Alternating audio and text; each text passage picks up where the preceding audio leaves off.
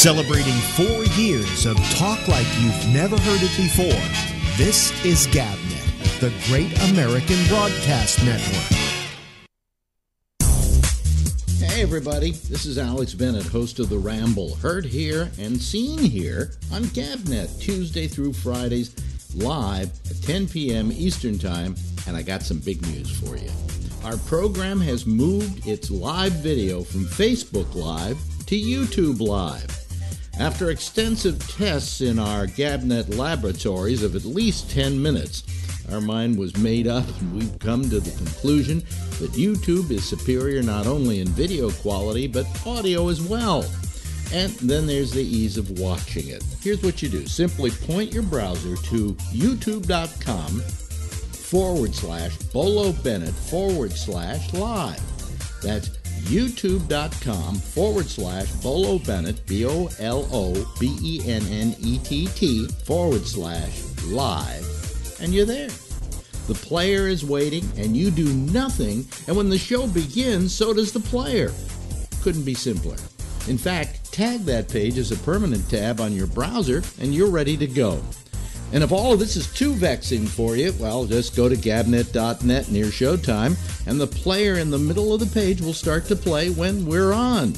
We're thrilled with the new quality our move has provided, and while you're there, would you do me a favor and please subscribe to our channel? No, I beg you to. Hey, listen to me, I'm groveling, okay? I know, it's pathetic. I'm sorry, I'm debasing myself, and I really shouldn't be. Please. Connect to life. We do have several listeners online tonight who are either dealing with parents who have Alzheimer's or who have dealt with that and are now past the final stage.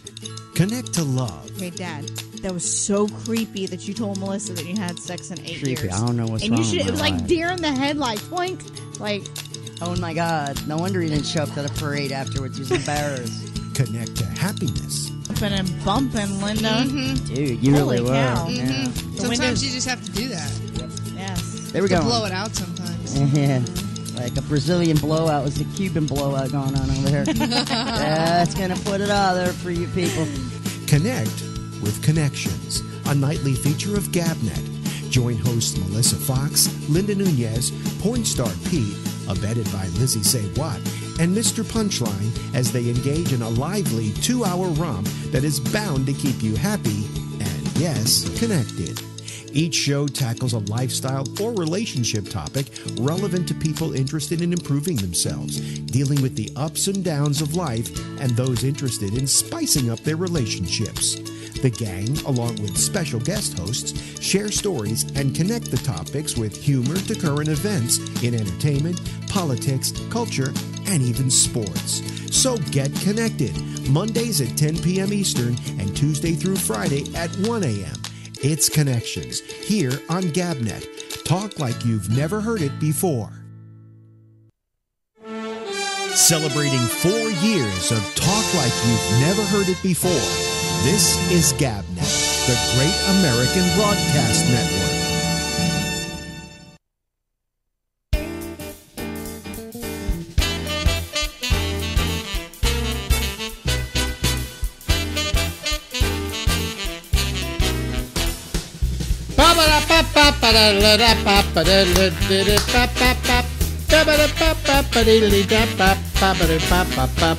Hey, it's Alex Bennett. It's the Ramble. We go till midnight Eastern Daylight Time. Yes, and if that fits in with your scheme right now, wherever you are in the world, then we are live. Except for now, because, well, we're going to be pre-recorded. Listen. Okay, let's try another one. Another one is Larry Bubbles Brown. Hello, Larry. Hello, Alex. Larry Bubbles Brown is, of course, a comedian of little renown and medium skills. And you nailed it. and he's decided to make a living for all of his life off of being a comedian, which is, he would have done better by, I don't know, working at Costco. Anyway. Or, yeah, I should have stayed in my payroll job of the federal government. I would have had a retirement. Well, the problem with you, and I've often said this about you, Larry, is you're not aggressive. No, not at all. Some comedians get up in the morning and the only job they feel they have is to fill the calendar, right? And they're calling every club. I wait for the phone to ring. You wait for the phone to ring. And luckily for you, you're good enough that the phone does ring. Occasionally. Yes. Occasionally. And you've got some people who like using you as an opener because they don't want anybody who can top them. And either that or they pity me. No, you opened for Dana Carvey. Dana Carvey, Felipe Esparza, who you probably don't know, who's getting very big right now. And you're a good opening act for almost anybody, you know. I think I used you a lot as an opening act. You did, yeah. You know what I did? I ran these shows where we would run, how many comedians through the door at one time? 6 or 7. Yeah, 6 or 7. Those are great shows, too. Yeah. I think 6 on a show. And what I would do is I had most people who do a show would put the worst comedian on first, you know, or the newest comedian on first, and then the next best second and third and fourth and so on. My theory was you put the second best comedian you have first, because you want the show to start off good. It sets a tone, which is something the clubs have never really. They always have the MC, who's the newest, most insecure comic, who usually doesn't do well, and that's how they always start shows. And you were right, because you want to set a tone for the show and get somebody really good out there. Yeah. When you have someone that starts the show, they're not that good, people think, oh, we made a mistake. So I always put what I considered the second best comic I had first. One time I had Warren Thomas. I had him on with somebody else, and he was what I considered the second hottest comedian. I mean, there's always one guy you hire who expects to be the headliner, right? Yeah. And that's why you hired him anyway. So I put, what's his name? Oh, God. Warren Thomas on first. And he said, why are you putting me on first? I'm not that bad. I said, no, I'm putting you on first because you're that good. Yeah, that's the comics always had that reaction. Why don't they thought they were being demoted. I need somebody hot to start the show, okay? And then the second and fourth, the second spot was always, it could go either way. Oh, boy. We just lost him. Let me call him back. Here we go. Let's see if it rings.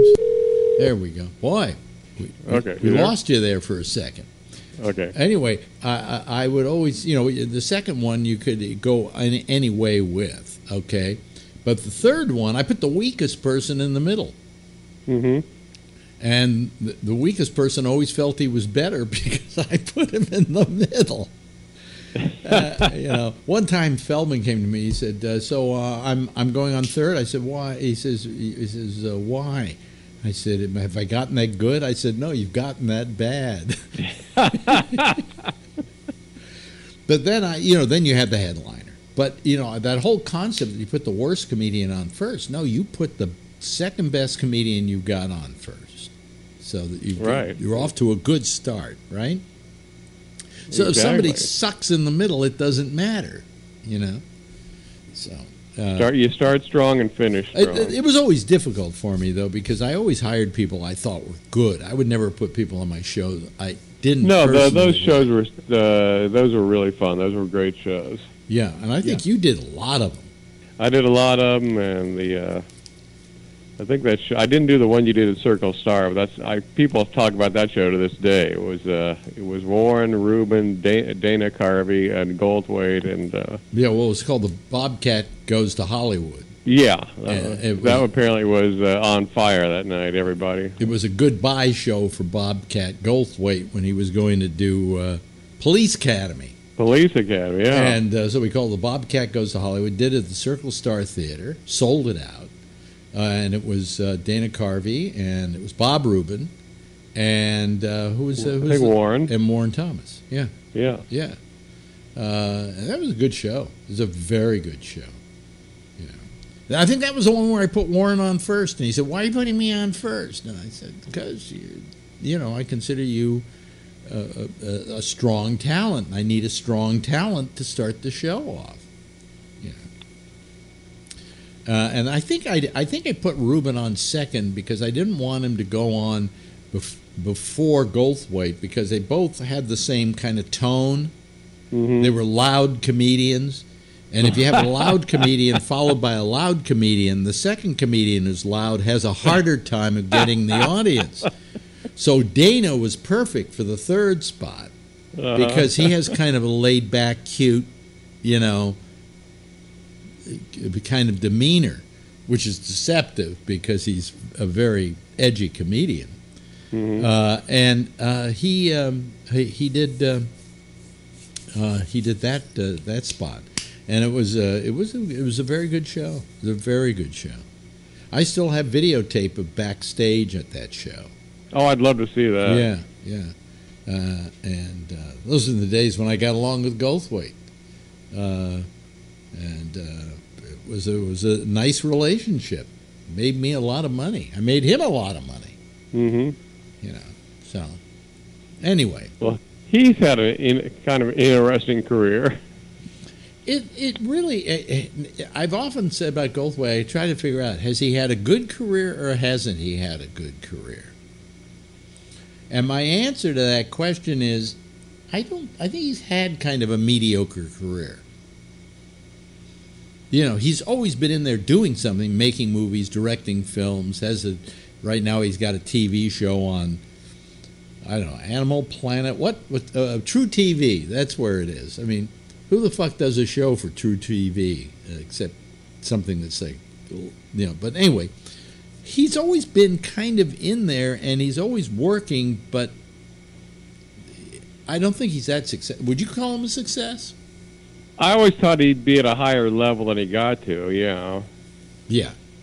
I think he alienated a lot of people, you know? I mean, the reason why you can succeed in Hollywood and not be terribly talented is people like you, you know? I think someone said the Coen brothers use a lot of the same actors. It's because they're easy to get along with. Yeah, no, I mean, but there's something to be said to being easy to get along with. Yeah. And he was not an easy person to get along with, at least when he finally went down to Hollywood. You know. Well, I don't think setting the couch on fire on the Tonight Show was probably a good move. Well, he also didn't set the world on fire after he did the Police Academy movie. They offered him a contract, do a major film for us, right? So what was his big film? The Talking Horse film. You remember that? I can't remember what it was called now, but it was a horse film. And it was so bad, it was unbelievable, you know? And he was screaming his way all the way through it, and that pretty much killed his career. He did some movie with Whoopi Goldberg where she was a detective. I was trying to think. He did something with Whoopi Goldberg. What one was that? I'm trying to remember the name of it now. But that was not a particularly great film for Whoopi, you know. And in fact, I think that was that prior to her doing... No, Color Purple was her first big movie. So, you know. You know what her best role was? The time she played me on Comedy Tonight. I say that because they replaced me with her as the host of Comedy Tonight. Oh, yeah. And so I always say that Whoopi Goldberg went on to portray me on Comedy Tonight. She was always a nice lady. Yeah. She seemed nice. I think she's probably made a fortune. Yeah, but I met up with her. The next time I met up with her was at Goldthwait's wedding in San Francisco to his first wife, and she was at the wedding, and so we started talking, and I said, you know, when you get a chance, I'd love to have you on the show again, and she said, yeah, I'd love to do the show again if I ever get successful. If I'm ever successful enough to be on your show. And I went, come on, you're doing great. She says, every movie's the last one. You know? Movie actors that I've interviewed have said this a lot, that when they sign out of a movie, because they always have to sign some papers, it's the end of the movie. When you sign out at the end of the movie, you don't know if that's going to be the last film you're ever going to do. Yeah, I was talking to some actor. He said, everyone tells you how great you were, then you never hear from anyone again. Then you never work again. Yeah. Right. And you wonder, why? What did I do? What's wrong? What's my problem here? You know? But who was it? Oh, Patrick Stewart. I remember this. Patrick Stewart was on my show at Sirius, and after it was over, I said, I hope you'll come back and see us again. And he said, well, I will if I still have a career. Really? And again, here was another guy. Now, you imagine Patrick Stewart saying to you, if I still have a career. And this was after Star Trek and after he'd done a lot of movies. I mean, this was just a few years ago. Yeah, that's not a beginner. God. He always had the feeling that that next movie was going to be his last. You know? So a lot of actors are that insecure. That's how bad the business is. You know, they got that insecure that they didn't think that there was another movie they were going to ever be doing. So, you know, so come by and see us when next time you do something. Well, who knows if I'll ever be doing anything ever again. I've had a lot of movie people say that to me. Yeah, it's odd that the business, the most insecure people in the world go into a business where you... Well, how about the most insecure people go into comedy? I mean, what a terrible business to go into if you're insecure. You're asking for the adulation of an audience every time you go on stage, and when you don't get it, if you've got bad, bad self-image, that's a killer. Yeah, Dana Carvey told me that. He said when he started, he was just a nervous wreck. He said, I can't believe I actually was attracted to the business. I don't know why I got into it. It was horrible. And well, if you have low self-esteem, it's just not why you would do comedy. I have no idea. And yet, people with low self-esteem are drawn to comedy. We're the hookers of show business. Yeah, right. And if an audience applauds, you feel so great. But if they don't, you've done shitty performances, right? More than I care to remember. I mean, where you went out and you literally bombed, right? Uh-huh. Tell me how you felt afterwards. When I first started, it was about as close to death as you can feel. Really? As you get older and you do this for years, you bomb. You still feel really bad, but you forget about it the next day. But I remember the first year of comedy when you bomb, it was just like, oh, you carry that for weeks. I have an idea. You should do a biography of yourself, an autobiography, and title it "Used to Bombing." I imagine you get used to being a failure. You do. You just blow it off. It takes about a day to blow it out of your system, where it's like a month when you're younger. Why do we use such violent terms when you do well? Like, I really killed them. Killed them, slayed them, punchline. Yeah, I think comedy is very. Someone's on the Gary Shandling show. Someone say in stand-up comedy, there's a underlying current of violence. You're probably right. You're probably right. There's also, in just comedy in general, is mean. It is mean, yeah, and a lot of comics are actually openly mean. A guy in a slapstick comedy slips on a banana peel, you laugh. But really, if in real life somebody slipped on a banana peel, you go, are you okay? Exactly. A pie in the face. If somebody threw a pie in your face in normal life, you go, "What? Who just assaulted you?" Right? But in a movie, oh, hey, that's hilarious. Oh, look, he's taking the pie and he's wiping it out of his eyes. The nature of I've got there's a guy that won Jeopardy, the guy that set the record. I I forget how he won a few $1 million. Ken Jennings. Ken Jennings. He is Ken Jennings. He's How written a book dissecting stand-up comedy. I want to read that, but someone told me he really goes into it and kind of explains how it works and why it works. How it works, yeah. Yeah. But why? He did a book on comedy? He wrote a book, yeah, he seemed like not the most humorous guy. But yeah, why would he write a book on comedy? I heard it's really good. Someone told me, yeah, it really breaks it down. See, I've never thought about writing a book on comedy or, doing a treatise on comedy. I just think something's either funny or it isn't. That's it, And if you got to break it down, it's not funny. Like comedy is your job, right? Mm-hmm.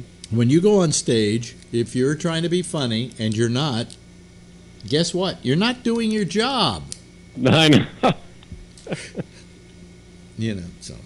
Anyway, hey, listen, let me ask you this. When you were growing up, when was the first time you realized that movies were more than just an entertainment? In other words, you saw a movie that had a profound effect on you. I think maybe it was, God, I loved Jerry Lewis. And I think I was kind of a loner kid and kind of sad, so when I go to his movies, I'd laugh and feel good. Okay, so... it's not exactly life-saving, but I mean it maybe kept me from getting more depressed. I'll tell you something. The same thing happened to me with the Jerry Lewis movie, too. That's right, exactly. I got my girlfriend pregnant, and she decided that she didn't want to marry me and raise the kid with me and was going to give it up for adoption. And that night, I was as suicidal as I think I've ever been in my life. There was just this mental pain you had where you just... No matter what you did, you could get under the covers and it was there with you, You could drive as fast down the road and it was still right in the car with you. Yeah. You know what I'm talking about. Yeah. That kind of amazing depression, and that it was the closest I think I ever came to being suicidal as a result. And I was passing by the Marin Theater in Sausalito. And I looked, and there was a Jerry Lewis movie playing. I originally thought it was The Nutty Professor, but now when I think about the year that it happened, it probably was Cinderfella, which is not one of Jerry Lewis's best films. Okay? No. And I went into the theater. I just decided to hell with it. Maybe a movie will take my mind off of it. And I'm watching this movie, and all of a sudden, I found myself laughing. And it was at that precise moment that I began to realize why I wanted to be in show business. That maybe there's somebody out there who needs a little light moment to take them away from what's happening in their lives. And, maybe I can be that guy. I can be that good. So that was when I first realized the value of being funny. That, there was a value to being funny, and that it shouldn't be looked down upon. It should be revered, because being funny really makes somebody else's life better. Am I offbeat on this? Am I being too... No, absolutely. I think it can be, in your case, it might have been life-saving. In my case, it was life-saving. And by the way, that's not his best movie. And by the way, Jerry Lewis was a comedian who I came to kind of dislike, not like, Yeah, definitely a lot of negatives on it. Well, no, early in the day, he was terrific. I think The Nutty Professor is as good a comedy as you're going to find anywhere. Oh, love it. But by the time you get to the errand boy and crap like that, there are moments. But those movies, those are bad movies. They still there'll be 3 or 4 really funny moments in there. Yeah. But when he was with Dean Martin, there was nothing better than that team. I mean, they were just incredible. But they were the comic version of the Beatles. Oh, without question. I have a video I played on this show of them outside, looking out their window at the Paramount Theater in New York, and the crowds down there. You would think if I had just done away with the picture of them in the window and just shown the crowds, you'd think it was people yelling at them, waving at the Beatles. Yeah. I mean, they were that kind of sensation. And that's got to be really rough, though, being that kind of... I think he was 21 then, which is, I can't imagine. Martin was a little older and had Martin was about 10 years older, yeah. And had a little more of a grasp on life, and what it was all about. But for Jerry Lewis, that was, to begin with, he probably had a certain propensity towards being a prick. That only made him a bigger prick. Yeah. So I mean, but they were incredible together. They were just incredible together. And I'm not talking about the movies, although the movies, they were funny. But on stage, they were, if you go back, if people get a chance, go look up the Colgate Comedy Hours, where they would literally, at the end of every show, do their stage act. And you would see what I mean, Mm-hmm. They referred to it as the organ grinder and his chimp. That's how they referred to their act. That was the way they described it. And it's kind of true. I mean, it really is an organ grinder and his chimp. But when I was talking about movies that made you realize that movies could be more than that, and you talked about Jerry Lewis making you laugh when you were growing up and you didn't feel like laughing very much. With me, the movie that did it was, I was about 17 at the time. I went to a theater that was showing a revival of a film that I had heard about, and I figured I'd go see. And I went to see it. I think it was in Sacramento, oddly enough. It was playing at a theater, and I went with a girlfriend I was going with in Sacramento. And it was Citizen Kane. And I watched this film, and when it was over, I said, gee, movies can be something than just, detectives solving the crime or a comedian making funny jokes or whatever. That it can really have an impact on you. And that was the first film that made me realize that films could be an art form. God, we like to say, I had the same feeling about Citizen Kane myself. Yeah. To the point where I saw it over 50 times. Over 50 times? There's something that it's got such a mood. It just draws you in. I was just fascinated with it. Wow. There's some movies that if they're on and you catch them in the middle, you just keep watching them. Yeah. Casablanca was that way. Most people can't tell you what the beginning of Casablanca is like, which is a picture of the earth and some narration saying, in Casablanca, blah, blah, blah. You don't remember that. And the Maltese Falcon, I always have this trivia question. Trivia question time for Bubs as we go into the last minutes of our little repartee here. What is the last line in the Maltese Falcon? Oh, crap, I know this. I know it, but I can't draw it up. Well, you're going to think that it's probably Humphrey Bogart saying, it's the things that dreams are made of, right? Yeah. But the last line is actually from Ward Bond, who looks at him and goes, huh? So if anybody ever asks you what the last line of the Maltese Falcon is, it's, huh? Hey, Larry, good talking to you again. Good talking to you, Alex. Once again, another one of those Larry Brown specials here on the Ramble. Electrifying radio. Thank you, Bubs. Thanks, Alex.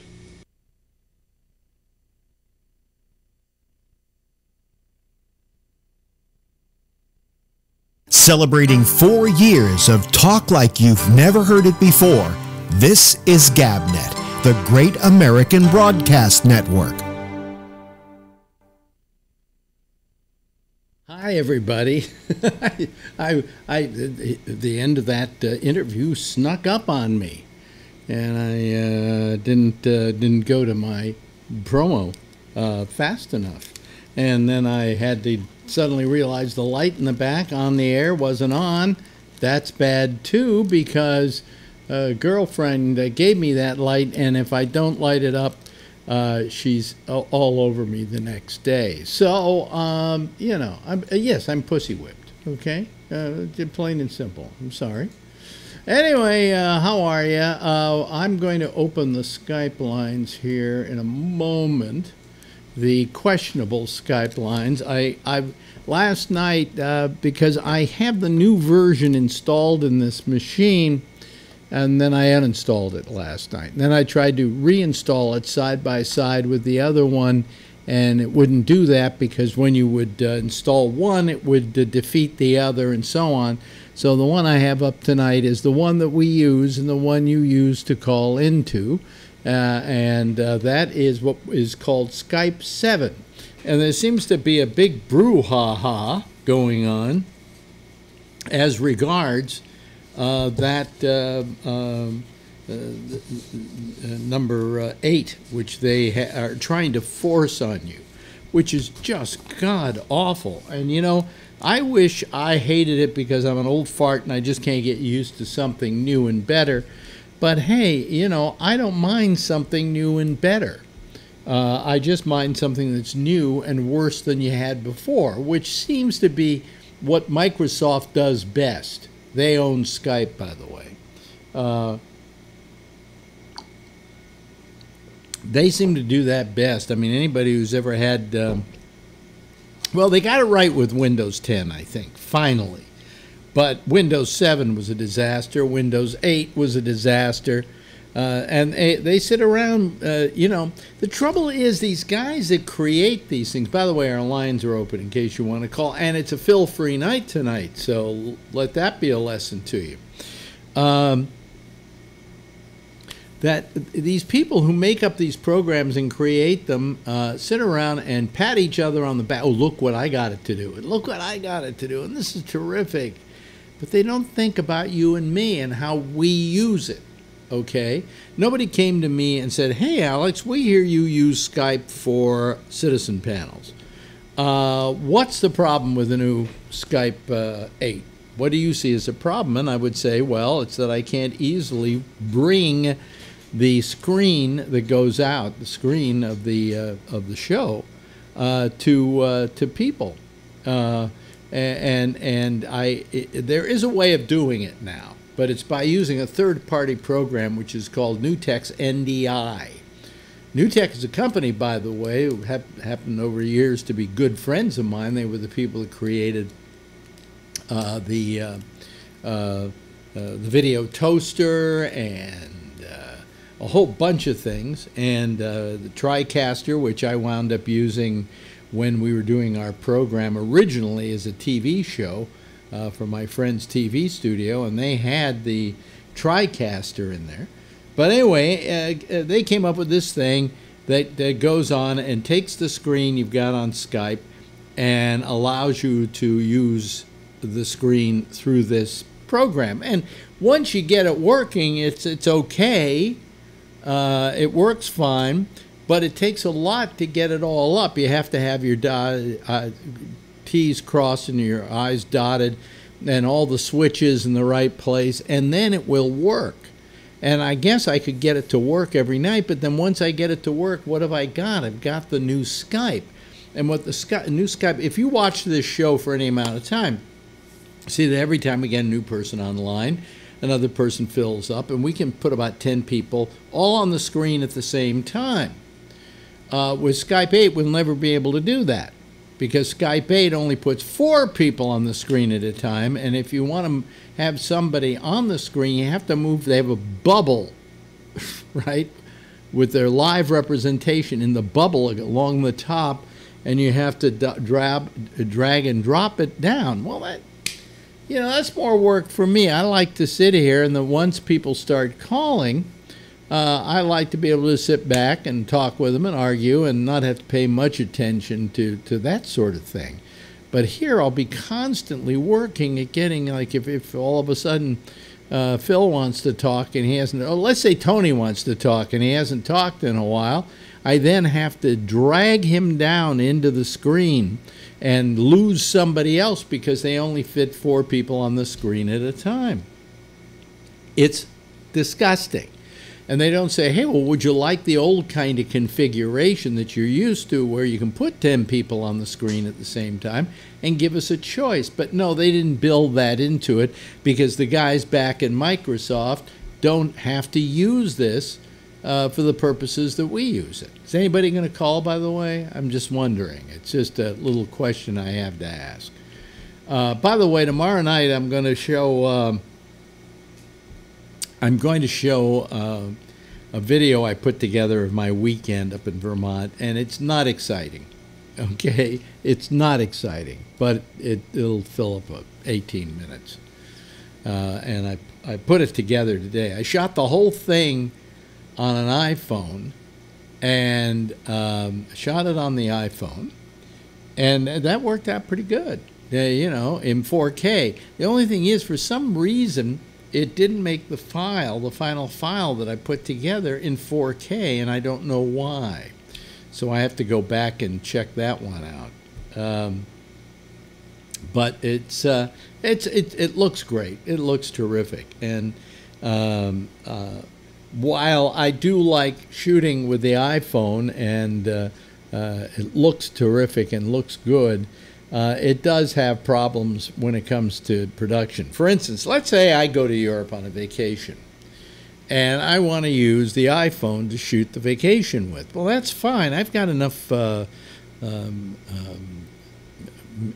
power in the machine, in the phone, to really do the whole trip and have all the files on the phone. That's not the problem.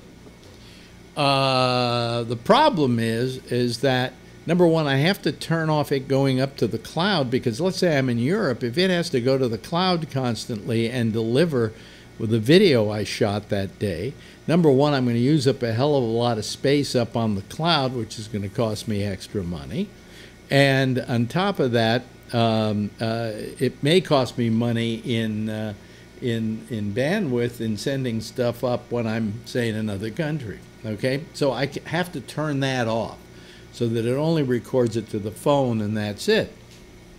Yesterday, I had to come home, take all the stuff that was on the phone, and tell it to offload it onto my computer, which was fine. That was good. The only thing is that took quite a while. All right, and then I wanted to take all those files that finally went over into another file and put them into a folder on my desktop. Well, I had something like, I can't remember how many files I had, something like 90 files. And it took it 2 hours, 3 hours to get it over into that folder. I mean, that's how slow it was. So I'm wondering if I come back and I've got 500 files because I was in Europe and I was shooting everything, you know, will I be able, you know, I probably will have to, you know, say, okay, put these over on that drive, and they'll put them over on that drive and or in the folder, and I can come back 3 days later and they'll probably just be finishing up. So the problem of doing it from the iPhone is there are many problems associated with it. So I might still have to get myself a regular camera. And uploading GoPro files, a little faster, not as bad, but certainly not that good. Well, here comes somebody who wants to talk to me tonight, and it's always a guy I can depend on, ladies and gentlemen. Tom Yamaguchi. Hey, what's going on? Does anybody ever call you the Gooch? No. People used to call me Tamaguchi. Tamaguchi. And wasn't there a little toy or something? Wasn't it that? Matter of fact, I was thinking this story. When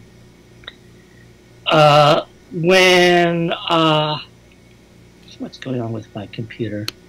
Anyway, can you hear me? Yeah, I can hear you fine. Okay, great. When you went on to CNET, and I discovered you on CNET, yeah, I was able to listen during the last half hour of the show because I went on a lunch break. Yeah. And then one day, you were talking about the Tamagotchis, and you were calling them Tamaguchis. Oh, really? I wonder if he still remembers me. Now, if people don't know what we're talking about, it was a little toy. It was about this size, okay? If you're watching us, if you're listening to us on our audio stream, then screw you. You're not going to see how big a Tamaguchi was. But it was about that big, and it was a little thing, and you had to do things like feed it. Right. But you didn't actually feed it food. If you didn't, it died. Yes, it did die. It was a toy that would die on you if you didn't feed it or take care of it or give it enough love.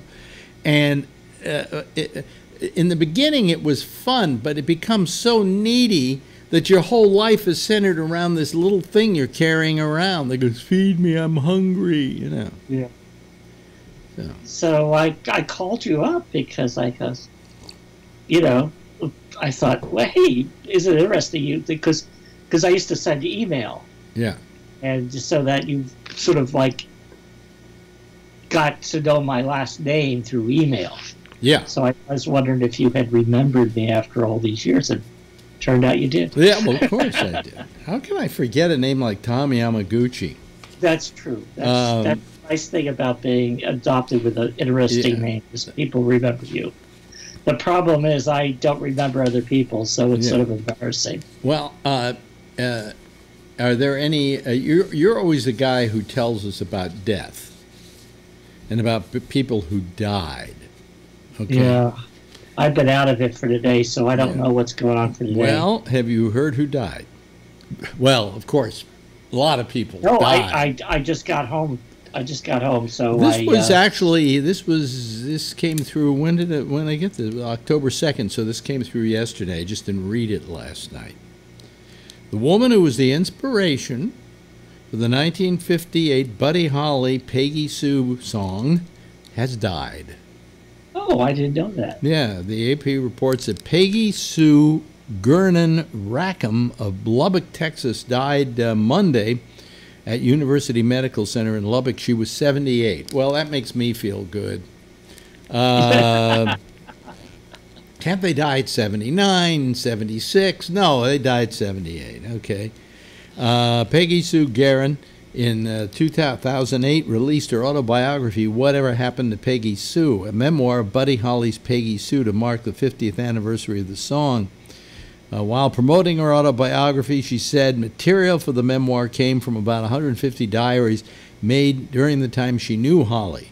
Gernon was born in Olton, Texas, but moved to Lubbock, where she attended high school and met Holly and his friends. I wanted to give him, Holly, his voice. It's my book, my memoirs. We were very, very good friends, and he was probably one of the best friends I ever had. She married, guess who she married? Jerry Allison, the drummer for the Hollies. For the Crickets, rather. The Crickets. Yeah. And huh? Graham Nash. The couple was later divorced. The song was originally supposed to be called Cindy Lou, after Holly's niece, but the story goes that Allison wanted to impress Peggy Sue, so he convinced Holly to change the name. Wow. Holly later wrote a song sequel, Peggy Sue Got Married, which... Yes. Oh, okay. Yeah. Because that's also the name of a Francis Ford Coppola movie. Yes. But I didn't know that. I didn't realize that was connected. I remember the song Peggy Sue Got Married. It was like, a lot of times these guys in those days would write sequel songs. Hank Ballard wrote to Annie. Annie had a... Work with me, Annie, and then he did Annie Had a Baby. Okay, yeah. Yeah. And his stuff was always dirty. I mean, work with me, Annie. What does work with me, Annie mean? Exactly. And the line about that's, well, the line in Work with Me, Annie is that's what. Oh no, Annie Had a Baby. there's a line. That's what happens when the getting gets good. Right. Yeah. So. Yeah. All right. Anyway, is it just going to be you and I for the next? Yeah, I know. I joined late. I was sort of like I had to answer the door because because one of my housemates had a guest and I was entertaining him for a few minutes, and then I came back and you were giving this little monologue and I says, "Oh, what's going on? Is the Skype broken?" No, the Skype is working just fine, folks. Oh, wow! Anyway. Wow! I know it was. Last night that was really annoying. What? The double ringing, double answering. Yeah, well that's a little. I could have if I'd known the program better, but it's not a great program. This Skype 8, there is a place that says sign out, but I didn't see it, and the only way I could get rid of it was just by removing the whole goddamn thing. It was insane, insane. These people are driving me nuts. They have a site where it's called answers.skype.com or something like that. And people go there complaining about Skype. And I got to tell you, there must be 1,000 of them. I mean, people just hate Skype 8. They just hate it. Now, I don't know, maybe you use Skype 8 now, I would imagine. I'm using it. I mean, I know it should be with little circles. Yeah. I can imagine why you would not want that on the right on the broadcast or the but stream. But also the program itself, when you do a program, you want to make it as intuitive as possible. In other words, that somebody who doesn't know computers much can just click on Skype and use it. And I got to tell you, the Skype we've been using all along is pretty simple to use. I mean, all you got to know is how to turn it on and just sit there and wait for somebody to call, like I am right now. Anyway, so it's pretty amazing. But we don't have Phil here tonight, and I like to think that whenever Phil isn't here, you call. So I think of you as our substitute Phil. Even though the two of you don't have politics that even come close to each other. No tech talk. I'm not going to talk about camera lenses. I'm not going to talk about mixing boards. Yeah, right. All that boring shit. Yeah. Or a rendition of "Here's what I bought recently." Yes. Yeah. But he does send me his cast-offs. That's the good part of it. I have a huge control board sitting in the other room that I can't find any place to put it. It's so big. So I don't know if I'll use it, but he shipped it to me, and he sold me his Mac Mini for $300. It promptly broke on me and cost me $400 to fix it, but it's a $1,400 Mac Mini, and it really is peppy and zippy. I love it. If you're listening, Phil, I do love it. Yes. Anyway, I have been. We've been talking for a long time here about what's going on with this whole Me Too movement and all the how can we call it? Not tragedies, but all the bodies strewn along the road from this thing, who have been fired or let go because their behavior was not living up to the current fad. And I call it a fad because we'll move on to something else. Something else will suddenly become déclassé. And unfortunately, we will maybe forget about this. But right now, anybody who's caught up in this web, especially the ones who were early on, are really in trouble. I mean, you're never going to see Kevin Spacey in a movie again. Weinstein is never going to get to produce films any longer. And these people are horrible people, and they deserve what they got. Okay. On the other hand, I think there are people like my friend, the comedian Louis C.K., who I think, come on. I've known Louis. He's a pretty decent guy. Maybe he did Maybe he thought that was funny. It didn't. But he admitted to it. That was the thing that was wrong. You would think if people admit to it and say, I'm sorry, I know better now, I'll never do it again, you go, good, you apologize, you will move on with your life. But no, you can't apologize.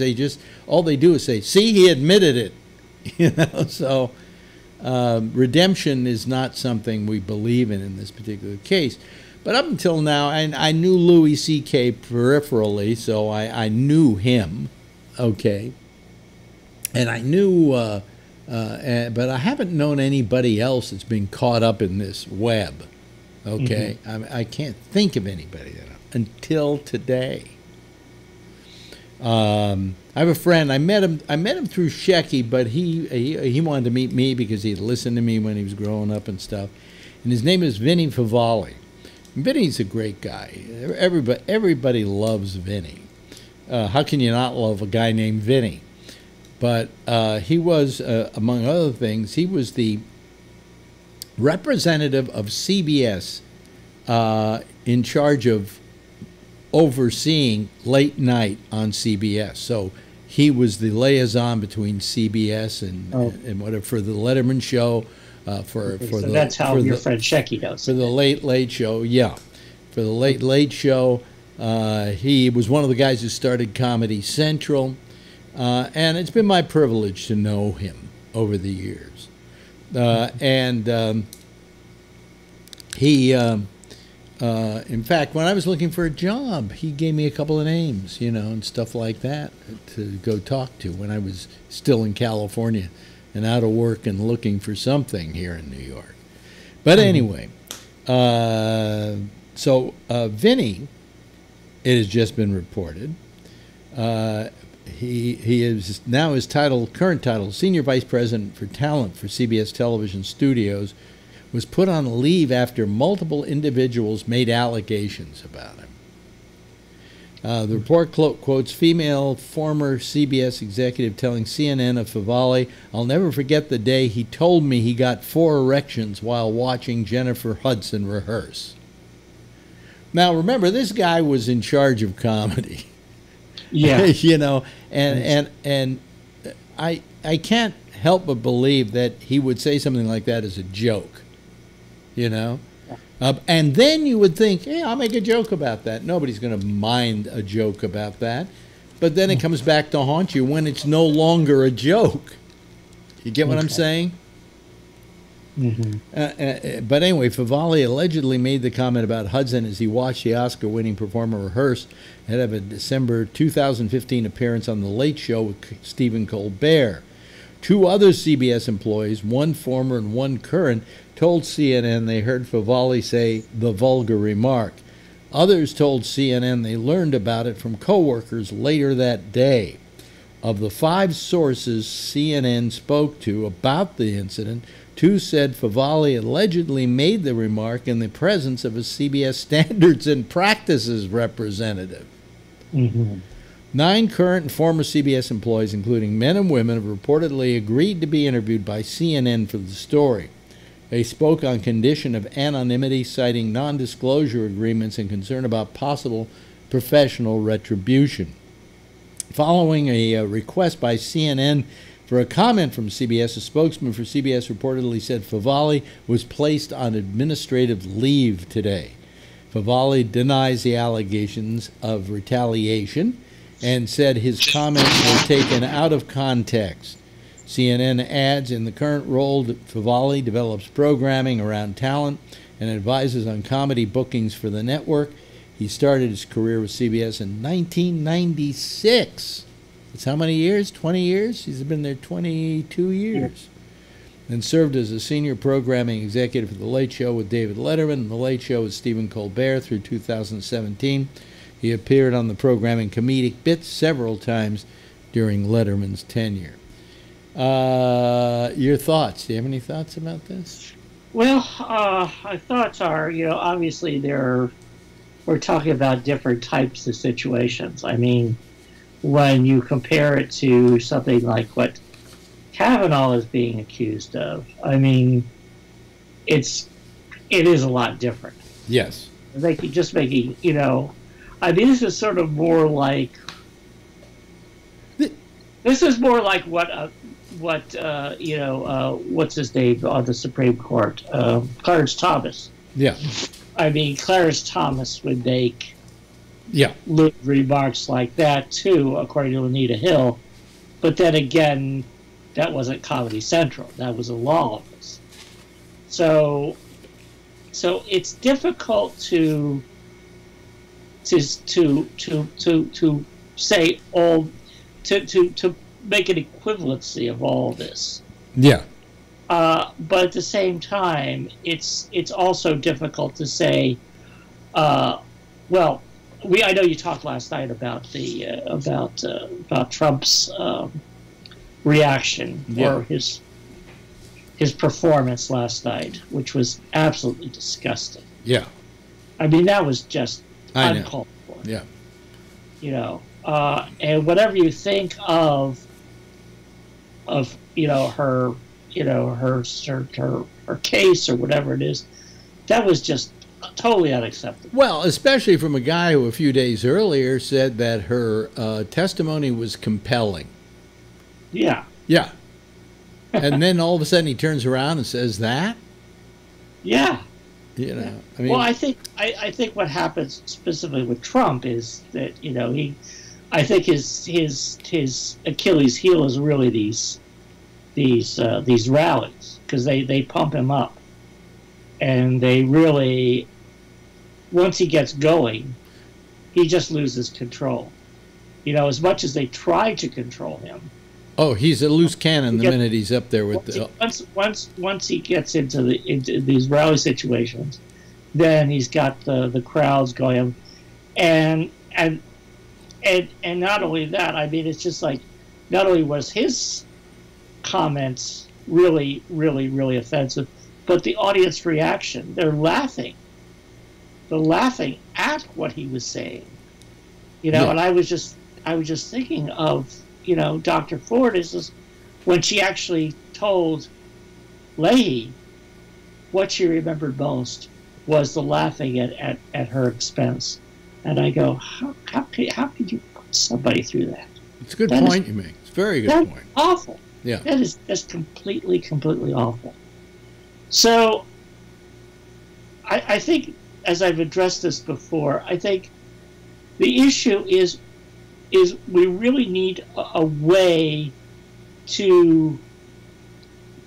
we need a different way of dealing with justice in this matter. Mm-hmm. I think what we really need to be looking at is truth and reconciliation, just like in African countries, like Somalia and all, or South Africa, where, I mean, really horrendous crimes have take place. I mean, people getting murdered, people getting tortured.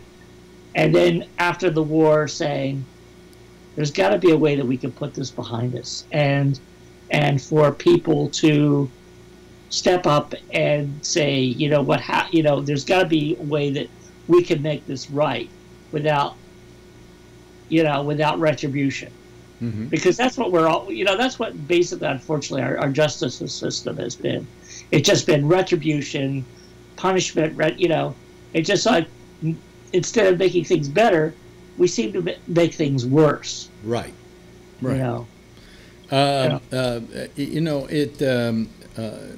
was sad. But, getting back to Vinny, I know Vinny. I don't know him that well. I know him well. Mm-hmm. But I don't know him that well. I know him even more through Shecky, who always talks about, I saw Vinny today. Vinny said blah, blah, blah. He says hello and so on. But, it's not that close a relationship. But I know the guy. And then the guy I know seems like a fairly decent guy to me. And it's not like he, in these things they're accusing him of, he patted somebody on the ass, or he, tried to grab somebody's pussy, or he exposed himself, or anything terribly egregious. He didn't do it. And he's, in the old days, prior to the sensitivity that's going on, in which we've become so sensitive that we're sensitive to a situation. We don't give certain weight to each given situation based on the weight of that situation. It's one size fits all. Oh, he made a remark about he got 4 erections by seeing Jennifer. Was it Jennifer Hudson or was it Lopez? I can't even remember. Yeah. A few years ago, somebody would have gone, "Oh, well, that's not proper." Okay, but today it's, "Oh, we got to put them on leave." In a few years ago, a situation like this would have been handled, and this one should have been handled this way too. Said he should have been called in by HR and said, "You should know better. You're an executive with this company. You shouldn't be making these kinds of remarks." But I don't think there was anybody hurt by these remarks. Okay, there wasn't any damage done by these remarks, but he's getting he's probably going to wind up getting the same penalty as Weinstein.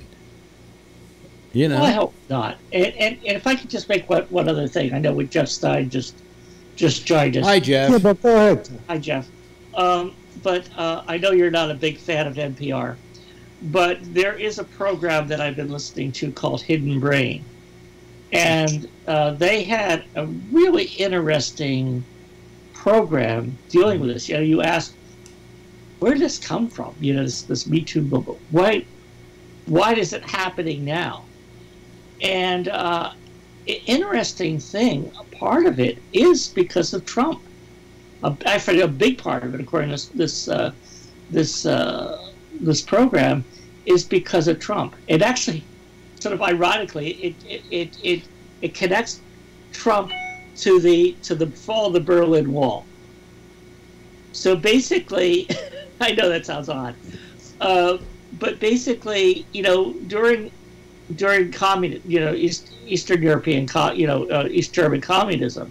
Mm-hmm. You know, people didn't talk about the repression. They knew it, but nobody talked about it. And then suddenly the wall came down and everybody was talking about it. And so what's the connection with Trump?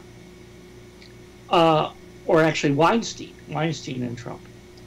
When women across the country were seeing Trump getting away with what he was getting away with, they responded by lashing out at their own abusers.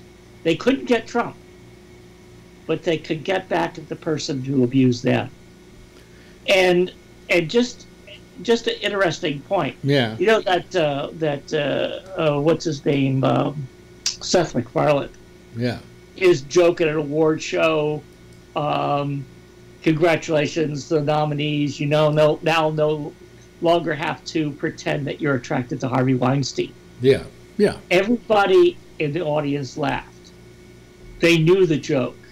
Well, okay? I mean, everybody, but nobody talked about it. You know, my friend Shecky, who I sometimes mention, said to me when this whole thing started to happen. He said, "Look, who am I?" He said, "I mean, I worked on the Letterman show, but I'm not out in Hollywood." And even I knew what Harvey Weinstein was doing. Everybody in Hollywood knew about Harvey. But I didn't know. Well, because I'm not on the inside. In fact, okay? I'm surprised that any woman would go up to his apartment because, you know, the stories ran rampant. If you were going to go see Harvey, you were invited to come to Harvey's hotel room.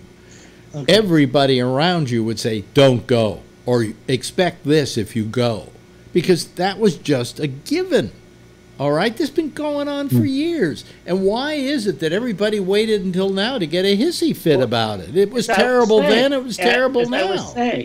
As I was saying, when they saw this happening to Trump, then that was sort of like the last straw. Yeah, but the fact is... The psychological last straw. Yeah, but with Trump, tell me how he's had to suffer for all the times he's been inappropriate with women, and from what we understand, there are at least 19 of them lined up ready to sue him when he isn't president.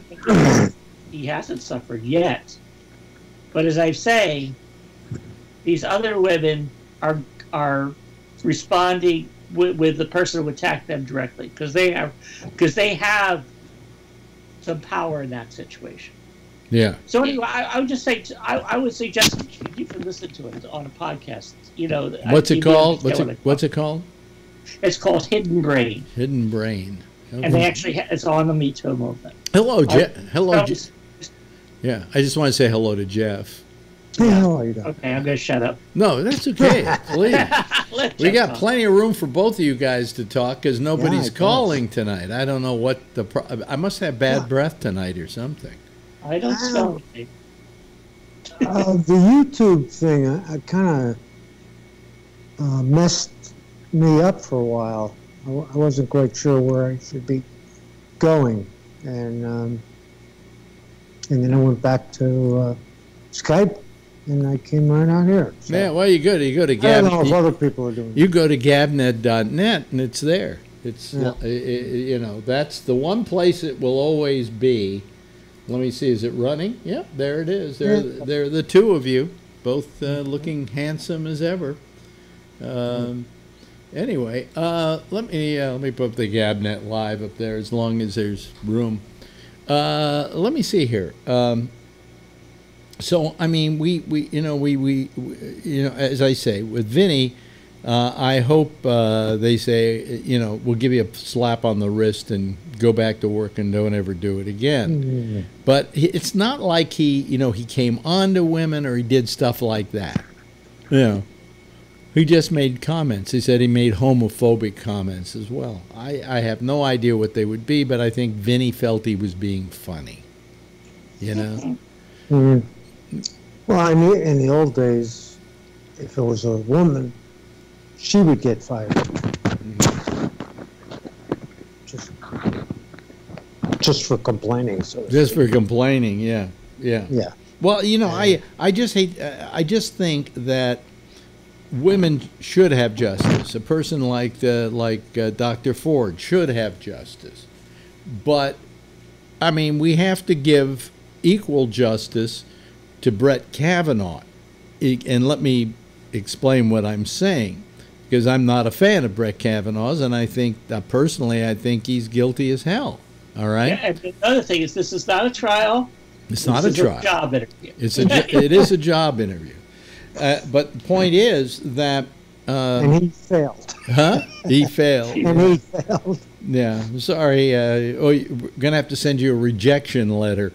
The fact was that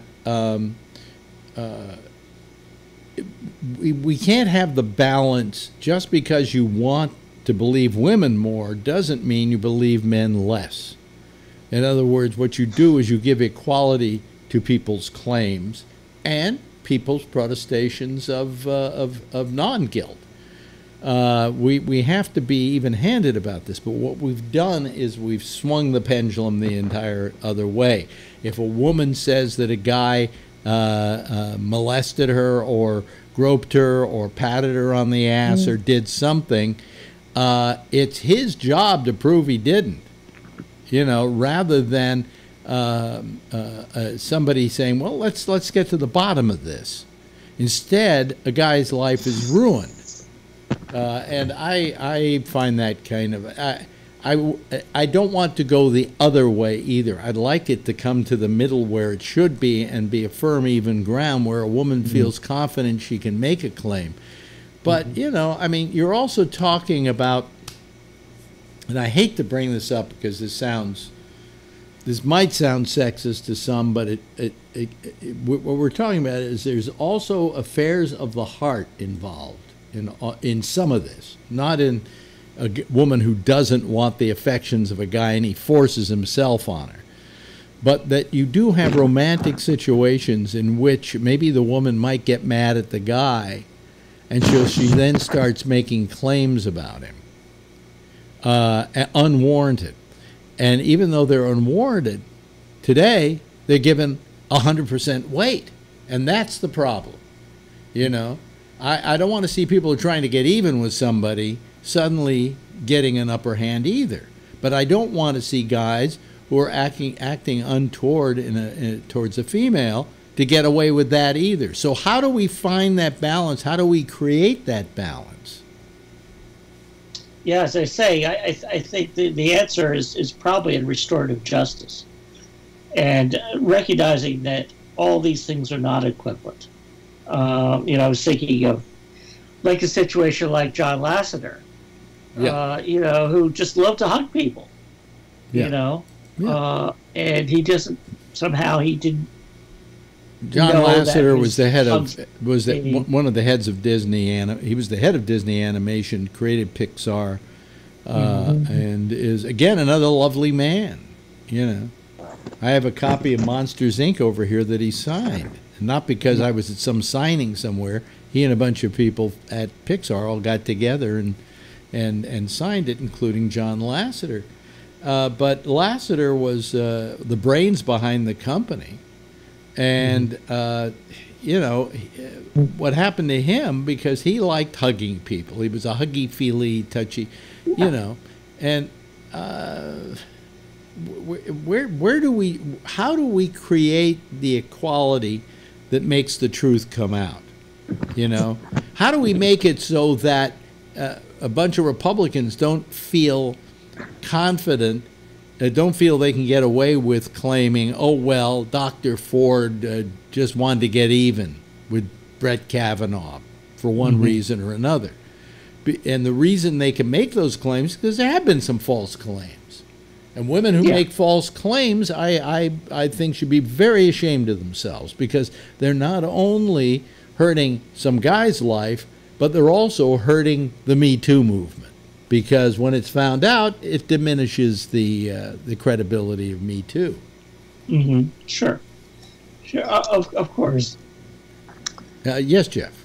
Yeah, I heard something yesterday that was pretty interesting from my perspective, and it was just the data. And sometimes the data tells you a lot, and you think about things somewhat emotionally. Yeah. But sometimes when you see the numbers, it goes, this is different than I would think. Okay. Yeah. And it was that they were saying that of the people who are so-called Trump Republicans, okay, and Trump fans, we'll call them. If they found that tomorrow morning and it said, you know what, the judge did exactly what the doctor said he did, and 50% of the people would say, okay,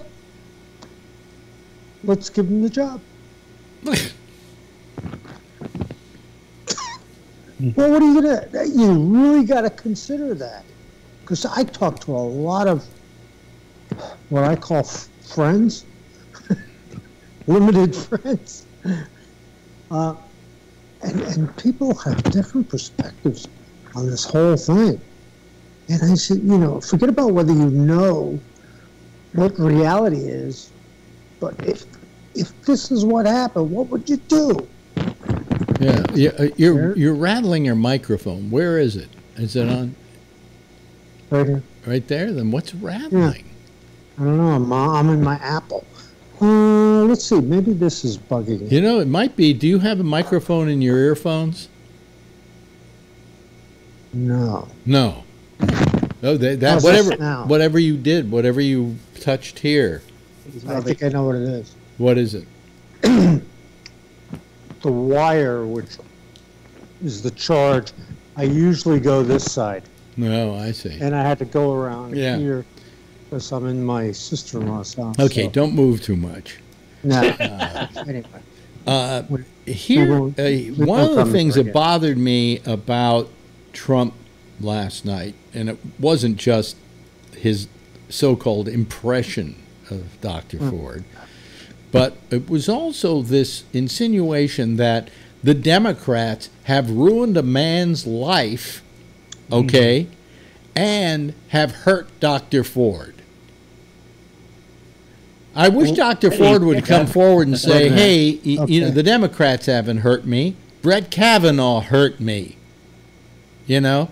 I mean, he's trying to sound like he's, you know, understanding of a woman's problems and something like this by including her in the whole what the Democrats have done. They've hurt Dr. Ford as much as they've hurt Brett Kavanaugh. Well, I heard people like Mitch McConnell and Grassley saying that she was being victimized by the Democrats. That they were using her, you know, and that she was so she was victimized by them, not by Kavanaugh, by Republicans. Yeah. Well, let me see. Don't move around so much, Jeff. Sorry. It's making all kinds of noise. I don't understand why the microphone cord would be doing that. But anyway, let me bring up something here. Here are a couple of tweets that were put out by the Senate Judiciary, which had to be Grassley. It says, as part of Judge Kavanaugh's nomination to SCOTUS, the FBI conducted its 6th full-field background investigation of Judge Kavanaugh since 1993. As part of the 6 prior FBI investigations, the FBI interviewed nearly 150 people who know Judge Kavanaugh personally.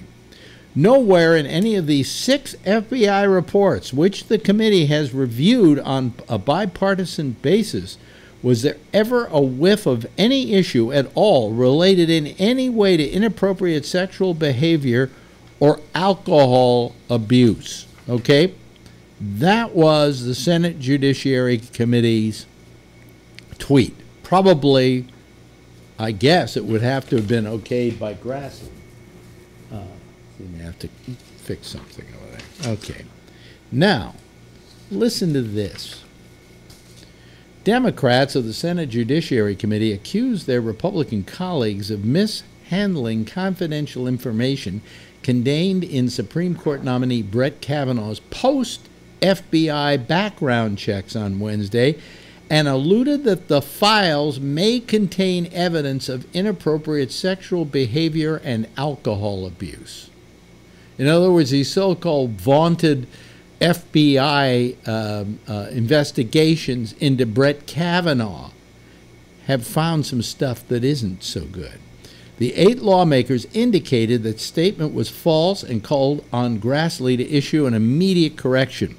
While we are limited in what we can say about this background investigation in a public setting, we are compelled to state for the record that there is information in the second post that was not accurate, the Democrats wrote. It was troubling that the committee majority has characterized the information from Judge Kavanaugh's confidential background investigation on Twitter as that information is confidential and not subject to public release. Senators Coons and Amy Klobuchar did not join their colleagues in signing the document, although it's unclear why. Basically, what they're saying is that what is contained in those FBI files is far more indicative of alcohol use and sexual behavior than they're letting on. So, just a question. Well, you know, I've been gone a lot of the afternoon.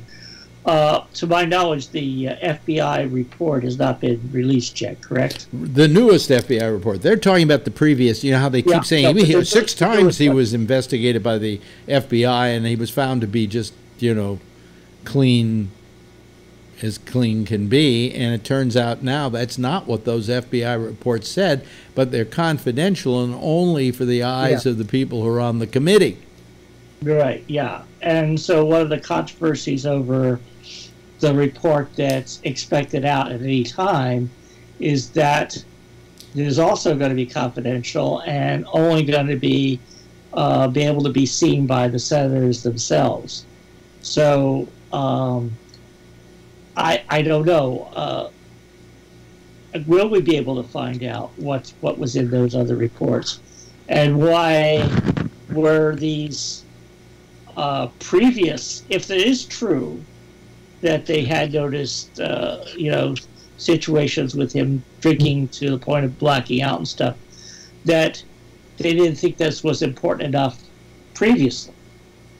So obviously... Well, I mean, it obviously supposedly alluded, it was the letter they wrote. I'm not going to read the whole thing here because it's kind of long.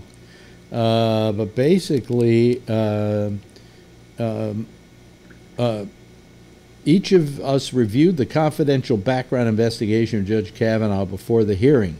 While we're limited in what we can say about this background investigation in a public setting, we're compelled to state for the record that there is information in the second post that is not accurate. We urge you to ensure these Twitter posts are promptly corrected. It's troubling that the committee majority has characterized information from Judge Kavanaugh's confidential background investigation on Twitter as that information is confidential, not subject to public release. If the committee majority is going to violate the confidentiality and characterize this background investigation publicly, you must at least be honest about it. Unfortunately, this is not the first instance of committee majority staff mischaracterizing or selectively disclosing information regarding the allegations of sexual misconduct by Judge Kavanaugh. While Republican senators have falsely claimed without evidence that committee minority staff leaked Dr. Ford's letter alleging that Judge Kavanaugh had sexually assaulted her, committee majority staff have publicly claimed that you possess evidence undermining the allegations while only selectively disclosing that evidence. So, you know, there's a big pissing match going on here. Oh, yes, of course. And getting worse, the fact that this current investigation is deeply flawed. They've hardly interviewed any of the witnesses. People have actually volunteered to speak to the FBI and have not been called back, including Dr. Ford. I mean, they've refused to talk to her and said, well, we already got enough information. Well, where I find that incredulous is the fact that Dr. Ford probably has information they could use. Stuff, she says, for instance, she is willing to share with the FBI the notes of her psychiatric treatment so that they can get a better picture of what went on. And she's willing to give them more names of people who might substantiate what she had to say. Stuff that she wasn't going to say in the hearing because unless she was asked it directly, she wasn't going to state it. She should definitely be interviewed, as should Kavanaugh. Right. You know. Yes, Jeff. I tell you, to look at it from my perspective, the whole FBA system is basically Trump. From my understanding, I believe, and I don't have all the information, but this is what I believe, is that Trump just forces them what they're going to do and what they're not going to do. And because of that, they're pretty lousy to do this. Yeah. Oh, no question in my mind. No question in my mind. So, you know, the whole system, whatever we're going to hear tomorrow, it doesn't mean anything to me. The one thing I do know, though, is our judge should not be given that job. And it doesn't matter with any of the data that they're going to give us tomorrow.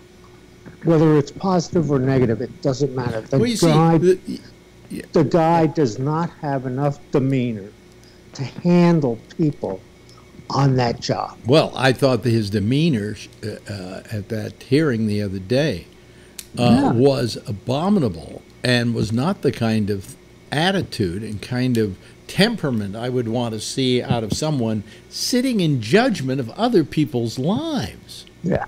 All right. And I was appalled by it, and all I'm thinking of is that why this rush to put him on the Supreme Court. If you have any doubts in this particular case, whether you're Republican or Democrat, and I'm sure those Republicans do have their doubts, okay, but they want this guy on the court because he's going to be their bitch. If you have any doubt about the moral qualities of a person, or about anything, like I watched Saturday Night Live the other night, and they had Matt Damon doing Brett Kavanaugh. And then in their newscast, half the newscast, the comic newscast, was about Brett Kavanaugh and about the hearings. And Kavanaugh, in almost every case on this show, was portrayed as this cartoon character. Once that image of this guy is out there among the public, do you really want to put this guy on the Supreme Court? You know? Yeah. What is wrong with your earphone? Wait, stand up a second. Let me see what's going on down there. Come on. Wait a minute. Let me see here. Just This is what I'm using here. Wait a minute. You know what that is? You know what that little black thing is there down on the bottom? Oh! Move over a little bit. Move over a little. This little... The microphone. You've got a microphone on there. Yeah, that's what it is. The thing you're holding right now, that little black thing towards the top. See on your right hand side. See, there's a little black thing. That's your microphone. Oh, it is. Yeah. How do you like that? Yeah. Yes. So somehow try to keep that from going against your shirt. That's what it's been doing all night. Yeah. Let's try one thing. Yeah. Yeah. How does it sound now? Huh? It sounds fine. Yeah. You sound fine. I can't hear it. Huh? Oh, you can't hear a thing. What? I can hear it. Oh, okay. All right. Well, anyway. I just took it off.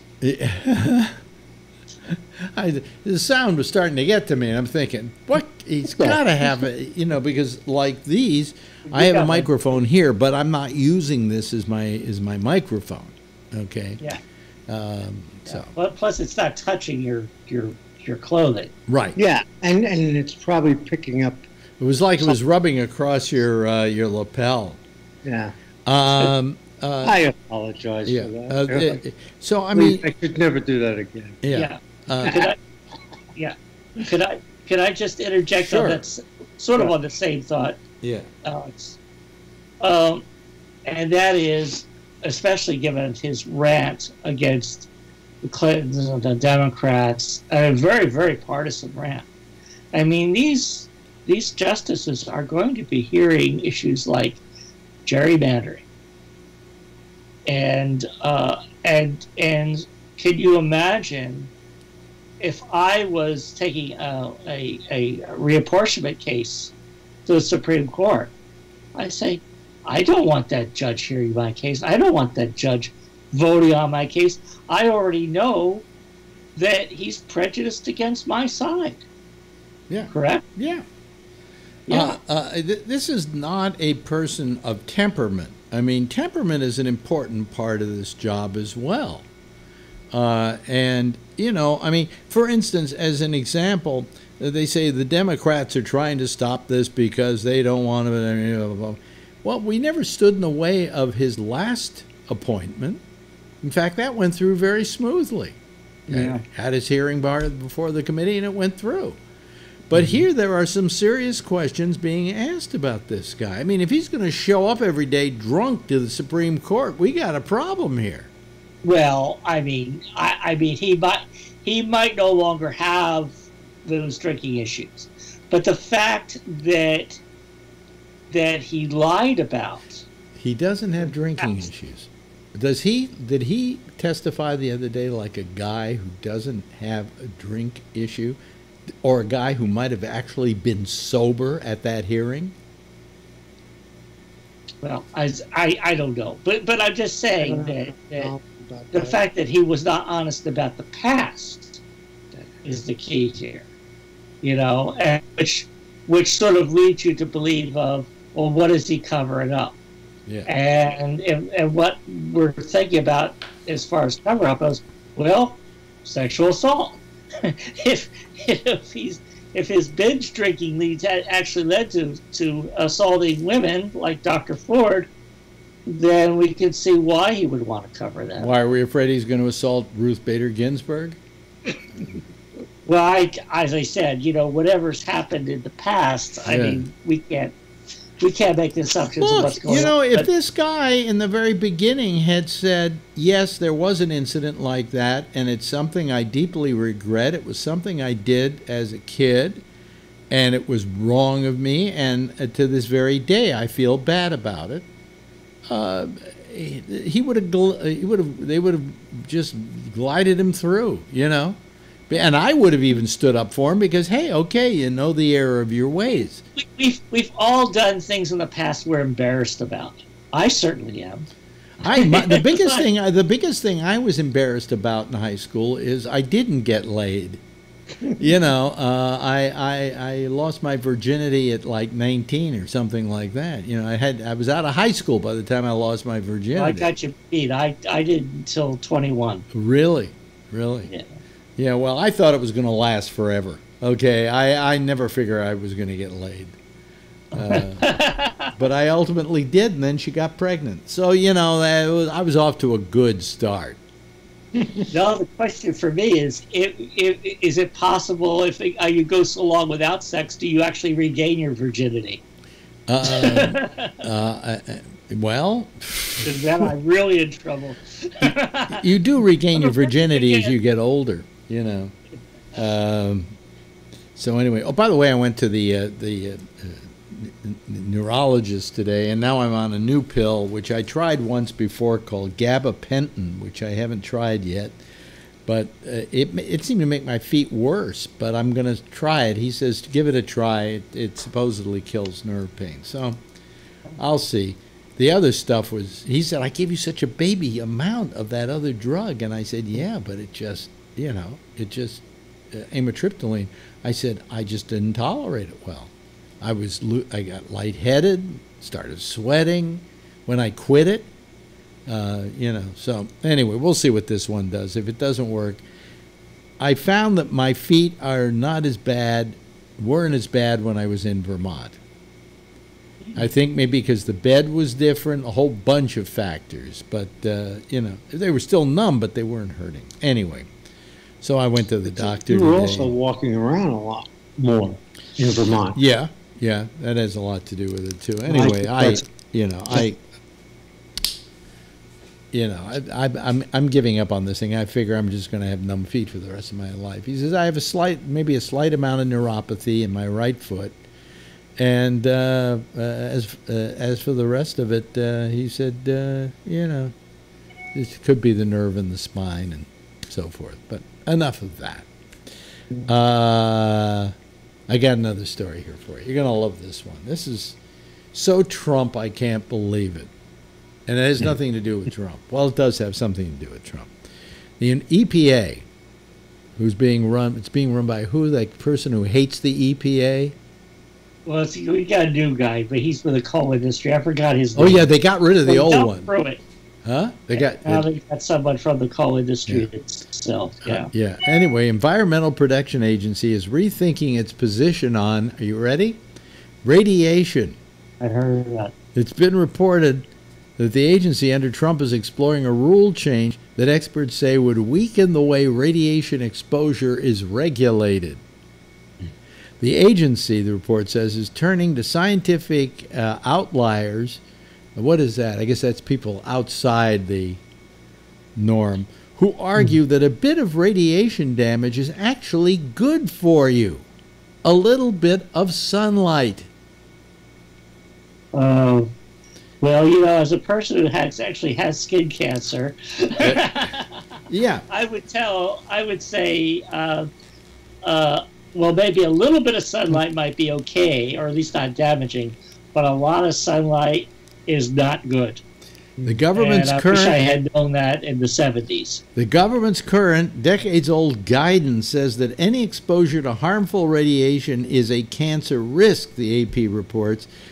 And critics say the proposed change could lead to higher levels of exposure for workers at nuclear installations, oil and gas drilling sites, medical workers doing x-rays and CT scans, people living next door to Superfund sites and any members of the public who one day might find themselves exposed to radiation disease. The report notes the Trump administration has already targeted various other regulations on toxins and pollutants, such as coal power plant emissions and car exhaust, which the administration sees as costly and burdensome for business. Supporters of the EPA's proposal argue the government's current model that there is no safe level of radiation, the so-called no threshold model, forces unnecessary spending for handling exposure and accidents at nuclear plants and medical centers and other sites. What they're saying for the sake of business is, hey, a little bit of radiation couldn't hurt you. Comments? Yeah, a couple comments. One, your friend Gwyneth Cravens, when she wrote her book on nuclear power, noted that actually there is more radiation emitted from coal burning, from nuclear power plants, because there's actually uranium in coal, so there's higher emissions from coal plants.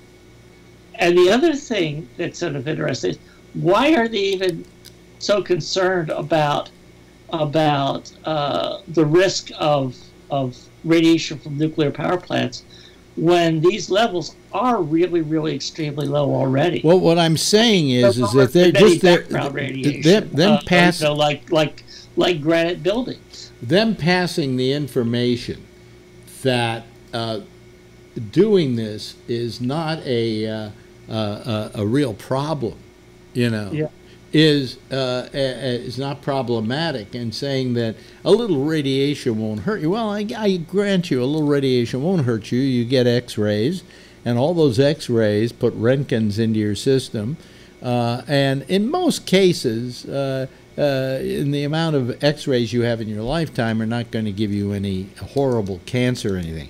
But the reason why your doctor leaves the room and moves to New Jersey to click the button is because they don't want any radiation, and that whole room is lined with lead so that they can safely give you an X-ray. They would get some kind of problems from that. But to pass the information along that the radiation, it's not so much that a little bit of radiation won't hurt you. What they're saying is a little bit of radiation might be good for you, like a bit of sunshine. Huh? Yeah, I mean, I think that what they're doing is actually going to, is totally counterproductive. It's going to make anti-nuclear people even more irate. I mean, they're being completely ridiculous. Well, listen, I mean, I've always, as you know, Tom, I've always been for nuclear power. Mm-hmm. I mean, I think certainly the alternative, which is coal power and anything else that spews toxins into the air, is far more dangerous on a very realistic level than a well-contained nuclear reactor. Everybody points to Chernobyl. Oh, look what happened at Chernobyl. Well, Chernobyl was an accident waiting to happen. That was an what do they call, unconfined nuclear plant. Right. Yeah. It was. There was no. It was uncontained. There was no containment vessel. Right. And it was a very bad design. It was early on in nuclear power. They didn't know what they were doing. They were Russians and poor at the time, and they built it on the cheap. And so when it went, that was a very big disaster. But I always say, they say, well, what about 3 Mile Island? And I go, what about 3 Mile Island? They said, well, you had a nuclear problem there. I went, no, you didn't. We managed to contain it. We managed to prevent a nuclear disaster at 3 Mile Island in spite of the fact that we could have easily had one. But we contained it, and I said that is proof positive that we know what we're doing. Yeah, and one of those things that those two had in common was operator error. In fact, 60 Minutes actually did a segment once a long time ago that said actually both crews that were involved were sleep deprived.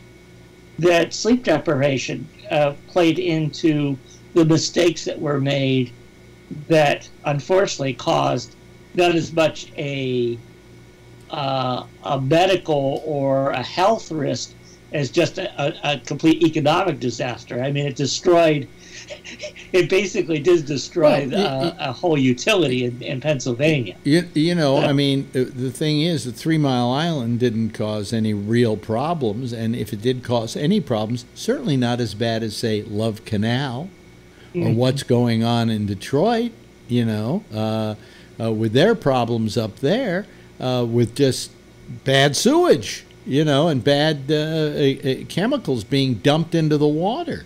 They're your real problems. But I think that nuclear power as a what do you call it? As a substitute for using what burns coal and puts a lot of toxins in the air. I'm for nuclear power. I just think it needs to be adequately policed and run, and that we be very careful with it. It's very dangerous, Well, you remember when I brought my friend Karen on your program? This was when you were on in the daytime. Yeah. When you first went on and you were in the daytime. In fact, it was Patrick had actually was talking about his doubts about climate change. And I said, I've got a friend. She's a high school science teacher. She's been researching this.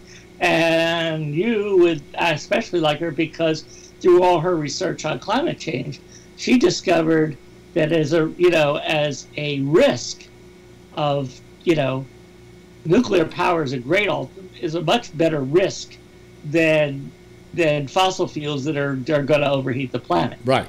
So that's why I brought her on, and we had a really good discussion. Unfortunately, Patrick is still Well, I'll tell you what I saw this weekend. I was in Vermont, and Vermont is a very progressive state in a lot of areas. In fact, I saw their lieutenant governor on television. He has a ponytail. Okay, does that speak Vermont for you? Bernie Sanders, Leahy. Yeah. Leahy is from Vermont. Right. Yeah. People that we think we have good feelings about. The people I was staying with don't like Sanders at all, and they're right wing. They're left wingers. They're not right wingers. But they hate him. They just say he's a phony. They know him personally. So I said, look, I'll take your word for it. But, when he's out there speaking about stuff, he's speaking about the right stuff. So how can I fault him, as a person who, listen to him. But I understand he's probably a creep. All right? Okay. I was a creep, but when I was living in Vermont with my adopted mother Alice in Burlington, her housemates celebrated Bernie's 40th birthday party in that house. Yeah. Well, he's we were right near Burlington. We were in Shelburne. Yeah, Shelburne. And we went into Burlington I marched for leukemia. You can believe that. You'll see it tomorrow night on the tape. Okay. But what I was going to say is, a lot of our friends who we were staying with are putting in solar panels on their house. It's a very beautiful house on the lake and so on. And I started seeing a lot of solar panels around Vermont as we were driving around. And they've gotten them to a science now where they actually look good on a building. They don't look ugly. They kind of look almost artful in a way. And a lot of homes are getting themselves solar power. Solar power has finally come into its own. There was a time when it wasn't very efficient, but now he says that with solar power, they'll be able to supply power, about 80% of the power they need to take care of their house, And you can sell some of it back, but not all of it. So you really don't want to put up more panel than you really need. Right. But yeah, we have the same situation with PG&E here. Yeah. They have a deal where you really can't sell back more power than you use. Right. So, yeah. So anyway, it really, oddly enough, it does a it does work, and a lot of people are using it, and that may be the answer to it all. But you know, for you or I to put solar panels up in our house, if we had a house, it's a pretty expensive proposition. It's not cheap. You do get some rebates and things like that, but still, it's very expensive. Very expensive. Yeah. My son works on, recommends it on certain buildings that he's developing. Mostly, he works on commercial property. He's an architect, but they use it wherever they can, you know? Yeah. But remember, this is a new building. Right. It's a lot easier and a lot cost-effective to do it then. Yeah, but they've gotten to the point where they do put out enough power that you can power a house with it, you know? And you go down to Silicon Valley, you look at the saucer that Apple built, the entire top of that thing is nothing but solar panels. Now, I'm wondering how much of their electricity is being generated, how much it's generating for the use of that building. I'm wondering if it's the 80% you get out of a household or whether it's considerably less. Yeah. Well, Tim Cook on their last presentation said that Apple was now running 100% on solar power or renewable power. So I don't know how that breaks down. Renewable. What does he mean by renewable? Is solar is obviously renewable, and also you're talking about wind and hydro as well. Oh, okay. Yeah. But I don't see that he put up any windmills there.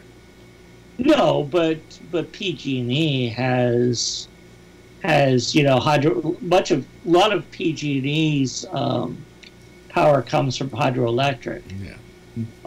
As well as they have geothermal, not as much, a little bit of geothermal, and then the windmills. Yeah. Do you want to know I found this out, one of the biggest expenses in putting in solar? If you have solar, you have to have storage batteries, because solar power doesn't say, hey, I'm just going to give you as much as you need. You don't flip the switch and it sucks it out of the sun. No, the sun is always generating it and it has to go somewhere. And it goes to a storage batteries, which then supply the house. Okay?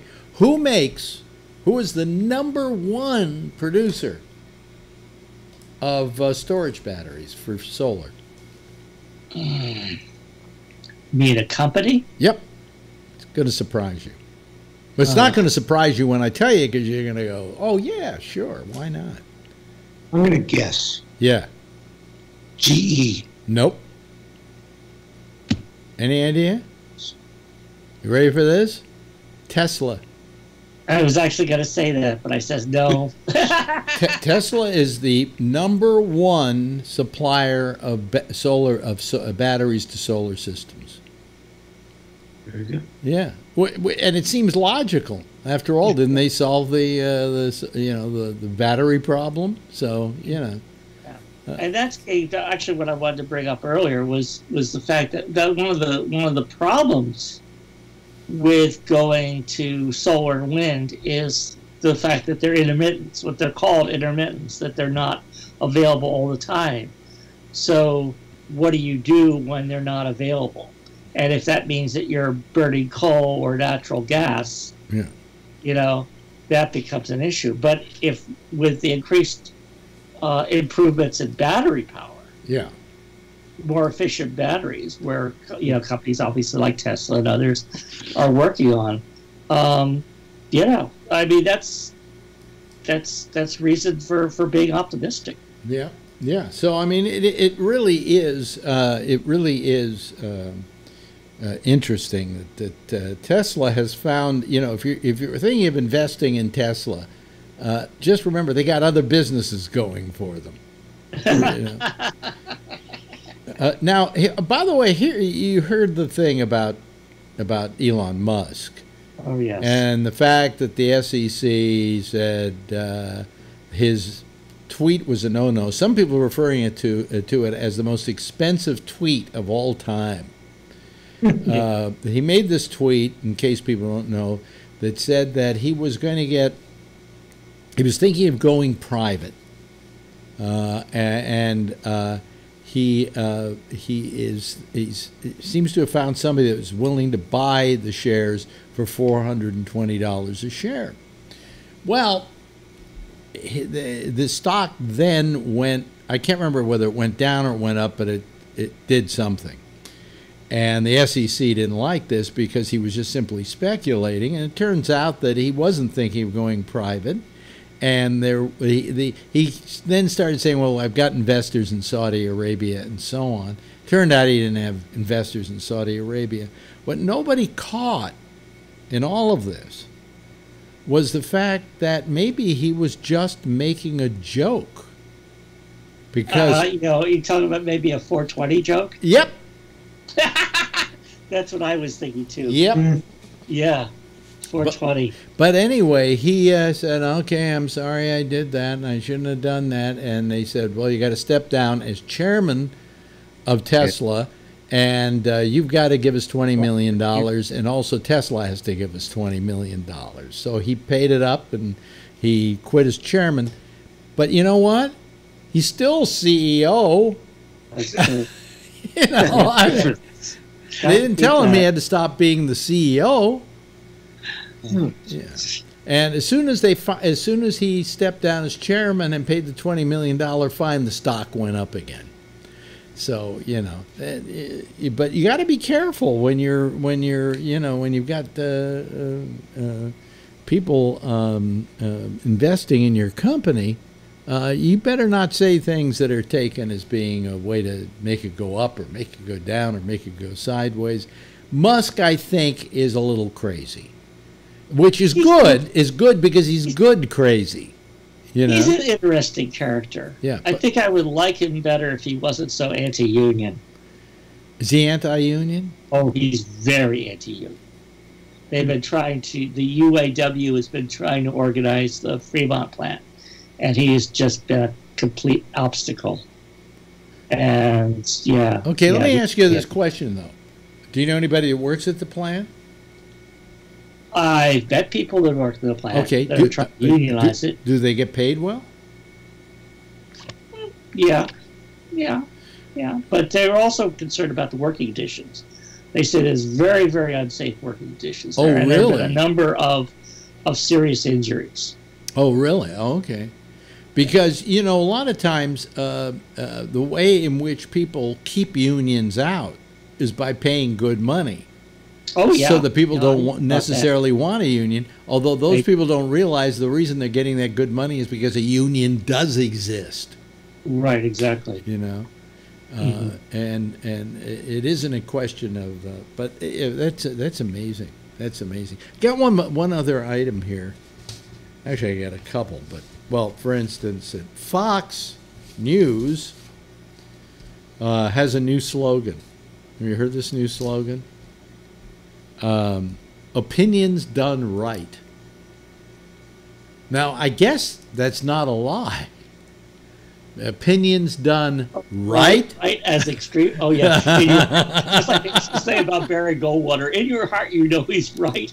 And then put it on the billboard, yes, extreme right. Well, actually, it's a thing called Fox Nation subscription service. What is Fox Nation?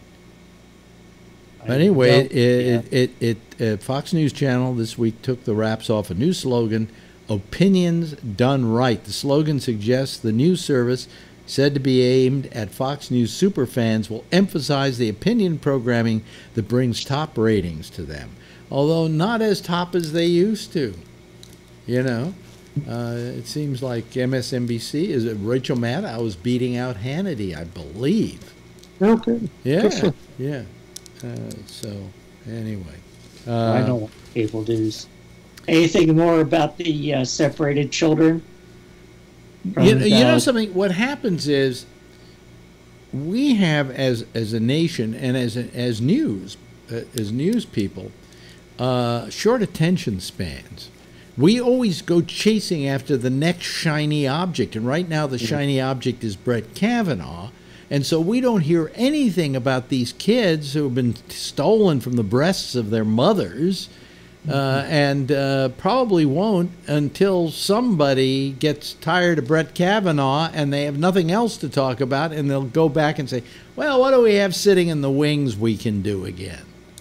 Yeah, well, what it is we're just on an assault on so many fronts. So much stuff is going on. It's just impossible to keep up with it all. You know, I mean, it's just like.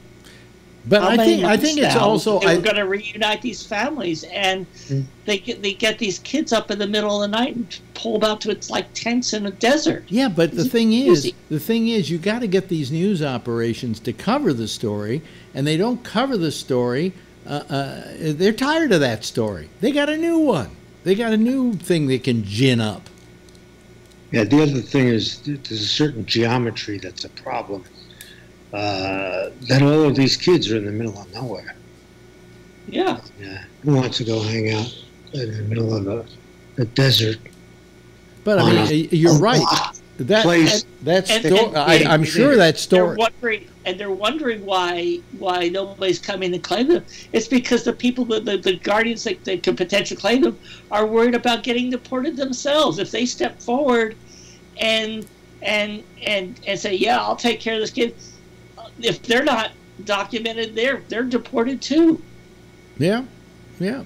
You know what we need to what if the president were decent, what he would do is he would come out with an amnesty situation in which if you want to claim your kid, we won't throw you out of the country. We'll find a way to keep you here. But far be it from him to do that. You know. No, he's got his little 30%. The next president. And by the way, just one last thought because we're running out of time here. This whole thing about what was the latest thing that he came up with? Oh boy!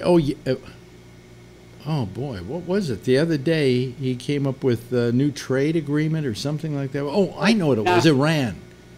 Was it Iran? What was I thinking? He was posted about NAFTA.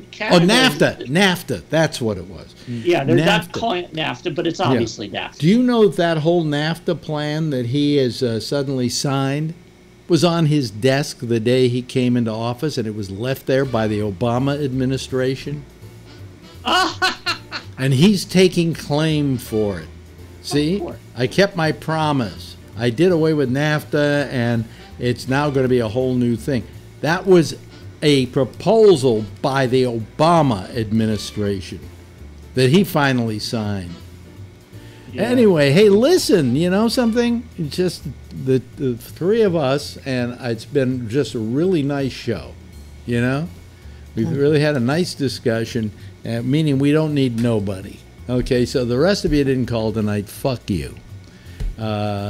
Isn't that nice of me? Hey, maybe you want to maybe do a little wave goodbye to everybody, and that's our citizen panel, and a good one tonight.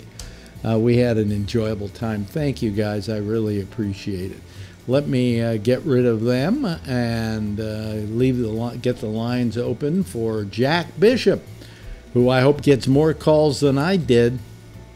He's coming up next over most of this same station with the intersection at 1 o'clock this morning Eastern Daylight Time. Connections, and tomorrow night at 9:30 it's Damian Chaplin and the Exchange. I'll be here tomorrow night, 10 o'clock, maybe, I don't know. After tonight with nobody calling, I may just say fuck it.